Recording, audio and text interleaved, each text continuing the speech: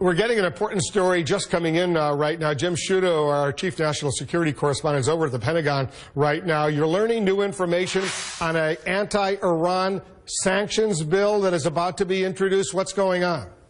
That's right, Wolf. I'm told by a senior Senate aide involved in drafting this bill that Senators Mark Kirk, Republican, Senator Bob Menendez, a Democrat very involved on the Iran issue, will introduce a bill today that would apply new sanctions to Iran. And here's how it's described to me, and I'm quoting from this senior Senate aide. It would give the president up to a year, potentially, to negotiate with Iran before sanctions must kick in, although sanctions would come back sooner if Iran cheats on the deal, plans a terror attack against the U.S., or launches a long-range ballistic missile. So a change in here you can notice from previous bills we've heard talked about. Initially, there'd been a 6-month delay discussed to allow this 6-month interim agreement with Iran to proceed before any sanctions would come in. What's significant, though, and you and I have talked about this a number of times, Iran has made it very clear they don't want any new sanctions imposed. In fact, the Iranian foreign minister said just a week ago that if that happened, any new sanctions would kill an interim deal. And you know,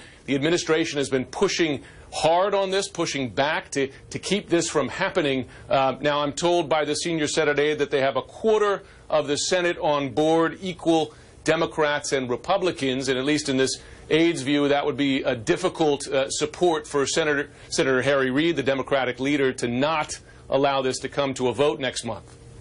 I assume it'll pass, especially since they give the Iranians a year to comply with this deal, this interim deal. If it works out, then these new sanctions would not go into effect in the course of a year. If it doesn't work out, presumably the sanctions would go into effect. I assume it would pass the Senate, if it's allowed to come up for a vote, pass the House of Representatives. Here's the question. I don't know if we have any reaction yet from the White House. If the House passes it, the Senate passes it, would the President veto it or sign it into law?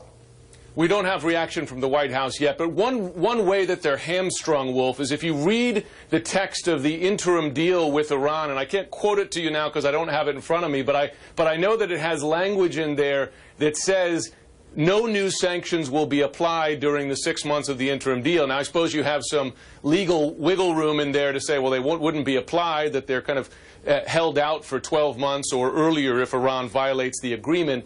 But at least the indications we've gotten consistently from the administration as well as from the Iranians is that they would treat something like this as new sanctions. So it would be a real challenge for the administration to overcome this. Well, it's a sensitive issue, obviously, and a sensitive point in these negotiations with the Iranians. We'll stay on top of it, get some reaction, presumably, from the White House as well. Jim Sciutto will have a lot more in the Situation Room on this later today. Thanks, Jim, very much. So will she